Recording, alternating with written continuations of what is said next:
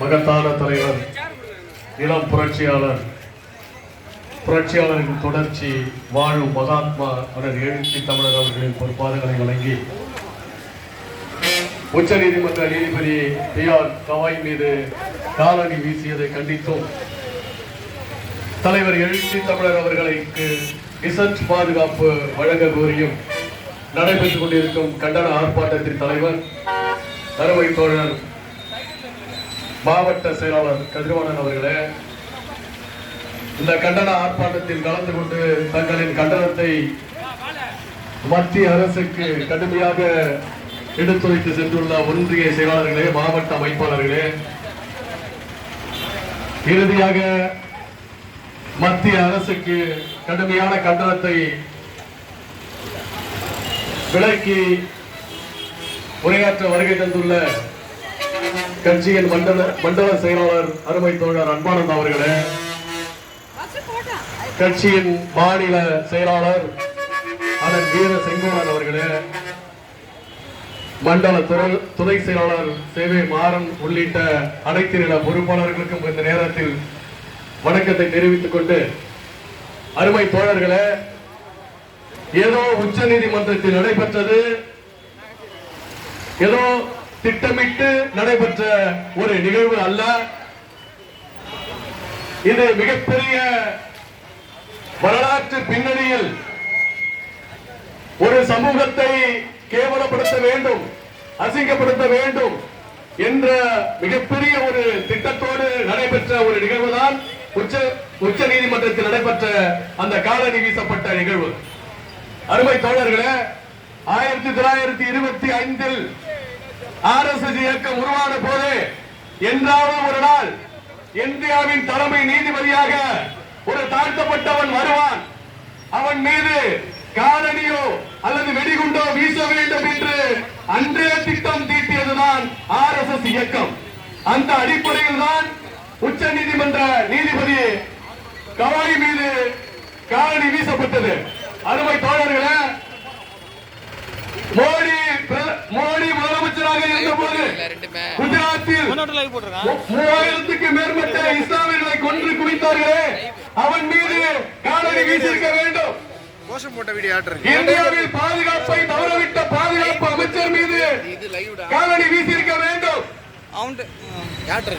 கரூரில் 41 பேர்த்தை கொன்று குவித்த விஜய் மீது காலணி வீசியிருக்க வேண்டும். போலியான அரசியலை செய்து கொண்டு தாழ்த்தப்பட்ட மக்களையும் பிற்படுத்தப்பட்ட மக்களையும் இந்திய அளவில் கேவலப்படுத்திக் கொண்டிருக்கும் அண்ணாமலை மீது காலணி வீசியிருக்க வேண்டும்.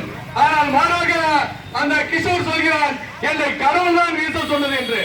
இல்லாத ஒரு பொருளை இருக்கும் அடையாளத்தோடு கூறும் RSS இயக்கம் தொடர்ந்து இந்தியாவில் தாழ்த்தப்பட்டவர்களையும் பிற்படுத்தப்பட்ட சமூகத்தையும் கேவலப்படுத்தி அசிங்கப்படுத்தும் நிலையை உருவாக்கி கொண்டிருக்கிறது. அருமை தோழர்களே, இந்தியாவிலேயே இந்திய அளவில் உரிக்க தெரிந்ததும் எரிக்க தந்ததும் ஒரே சமூகம் தாழ்த்தப்பட்ட சமூகம் தான். என்னது உரிக்க தெரிந்தது? மாடை தலைகீழாக கட்டி தொங்க விட்டு உரிக்கும் திறமை தாழ்த்தப்பட்டவருக்கு மட்டும்தான் இந்தியாவிலே இருக்கிறது. இது யாருக்கு பொருந்தும் தெரியுமா? H. ராஜாவுக்கு பொருந்தும். தமிழ்நாட்டில் உள்ள மலைகள் அனைத்தும் சிறுத்தைகளுக்கு சொந்தம். நீ கந்தன் மலைகள் அடித்தாலும் சரி, கடவுள் மலைகள் அடித்தாலும் சரி, தொங்க விட்டு உரிக்கும் காலம் விரைவில் விடுதலை சிறுத்தை கட்சி உன்னை உரிக்கும். H. ராஜாவை உரிக்கும். கண்ட இடத்தில் அடிப்போம். கண்ட இடத்தில் அடிக்கும் ஒரு நிலை உனக்கு உருவாகும். H. ராஜா அவர்களே, தலைவர் எழுச்சி தமிழையும் விடுதலை சிறுத்தை கட்சியும் ஒருமையில் நீ விமர்சித்தால் உன்னை கண்ட இடத்தில் தாக்கக்கூடிய சூழல் உருவாகும். அந்த மாதிரி எரிக்கிறது எங்கால விட்டு அடிச்சுக்க வேண்டியது. பெரட்டி போட்டு எரிப்பான். எரி வேண்டு வச்சுக்க, பெரட்டி போட்டு எரிப்பான். H. ராஜாவை ஒரு நாள் பெரட்டி போட்டு எரிக்கிற காலமும் வரும். இதை ஏன் குறிப்பிடுகிறேன் என்றால், இந்திய அளவில் மதத்தின் பெயராலும் சாதியின் பெயராலும் மக்களை பிளவுபடுத்தும் அயோக்கியரில் ஒருவன் H. ராஜா, அண்ணாமலை. இப்படி இவர்கள் எல்லாம் தொடர்ச்சியாகவே ஒரு சமூகம் தலைநிமிரக் கூடாது, குறிப்பாக தாழ்த்தப்பட்ட சமூகம் தலைநிமிரக் கூடாது என்பதில் ரொம்ப கவனமாக செயல்படுறான். தமிழ்நாட்டை எடுத்துங்க. தமிழ்நாட்டில் என்ன பண்றான்னா, தலைவர் எழுச்சி தமிழருக்கு எதிராக விமர்சனம் செய்யணும். அதுக்கு எல்லா சாதிகளும் இருந்து அந்த சாதிக்காரங்களும் உண்மையிலே பாவம் தான். அவங்க இந்த சனாதன சங்கிகள் பேச்சை கேட்டு வீணா போறாங்க. எல்லா சனாதன சங்கிகளும் என்ன பண்றாங்கன்னா தலைவருக்கு எதிராக யூடியூப் சேனல்லையோ இல்ல அவன் வச்சிருக்க ஏதாவது ஒரு செய்தி பேப்பர்லயும் போட்டு தலைவருக்கு எதிராகவும் தமிழக அரசுக்கு எதிராகவும் ஒரு செய்தியை பரப்பிட்டே வரான். இது எதற்காக? தலைவர் எழுச்சி தமிழர் அவர்கள் திராவிட முன்னேற்ற கழக கூட்டணியிலிருந்து வெளியேற வேண்டும். சங்கிகளின் நோக்கம், ஒற்றை நோக்கம் இதுதான். ஏன்னா அதிமுக இடம் காலியா கிடக்கு, குடிசை கூட இல்ல, அங்க 2-3 குச்சி கூட கிடையாது, அங்க கொட்டாவே போட முடியாது, காலி மணக்கட்டு கூட இல்லைங்க. அப்படி இருக்க சூழல்ல திராவிட முன்னேற்ற கழகத்தை தமிழகத்தின் அரசியல் இருந்து வெளியேற்றி விட்டார். ரொம்ப ஈஸியா வந்து உட்கார்ந்துருவான் பிஜேபிக்காரோட திட்டமே அதுதான். திராவிட முன்னேற்ற கழகத்தை எப்படியாவது தமிழ்நாட்டை விட்டு ஆட்சியை விட்டு விரட்ட வேண்டும். அப்படி விரட்டி விட்டால் ரொம்ப ஈஸியா தமிழகத்தில் வந்து ஆட்சி செய்யறதுக்கு உட்கார்ந்துருவான். இதான் அவருடைய நோக்கம். இப்ப இந்த பாலிமர் நியூஸ்காரர் இருக்காங்க, அவரெல்லாம் ஊருக்கு கூட நம்ம என்ன பண்ணோம்னா தலைவர் ஏற்கனவே பேசியிருக்காரு, 20 ஆண்டுகளுக்கு முன்னாடி பேசியிருக்காரு. எங்கள் சேரியில் இருக்கும் மாரியம்மன் கோயில், மாரியம்மன் கோயில் இருக்கு இடம் நாங்கள் ஆயுதம் வைக்கும் இடம், ஏதோ சர்வசாதாரணமாக கடவுளை வணங்கக்கூடிய இடம் என்று தலைவர் 20 ஆண்டுகளுக்கு முன்பே பேசியிருக்காரு.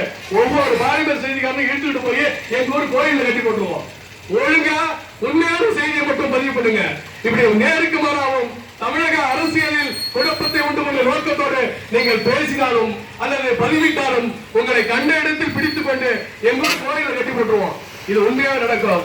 அருமை தோழர்களே, தமிழகத்தில் மிகப்பெரிய ஒரு கொலைவெறி ஆட்டத்தை கரூரில் நடத்திவிட்டு அமைதியாக உட்கார்ந்திருக்கான், ரொம்ப சர்வசாதாரணமா உட்கார்ந்திருக்கான். அவரை பத்தி பேசுறதுக்கு பிஜேபி காரனுக்கு வாய் வரல, அவரை பத்தி பேசுறதுக்கு அண்ணா திராவிட முன்னேற்ற கழகத்துக்கு வாய் வரவில்லை.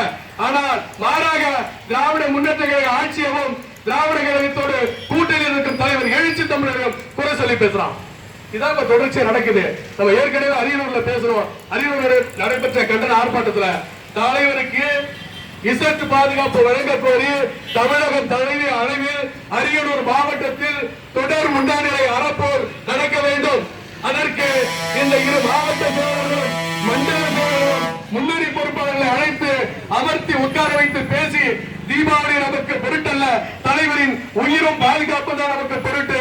எனவே இதை கருத்தில் கொண்டு உடனடியாக இந்த 3 பொறுப்பாளர்களும் எங்களாட்ட முன்னணி பொறுப்பாளரை அழைத்து உட்கார வைத்து பேசி உடனடியாக இந்த 2-3 நாட்களில் தமிழகமே அரண்டு போகிற அளவிற்கு அரியலூர் மாவட்டத்தில் தொடர் உண்ணாநிலை போராட்டம் நடைபெற வேண்டும் என்று கூறி தந்த வாய்ப்புக்கு நன்றி கூறி விடைபெறுகிறேன். நன்றி, வணக்கம்.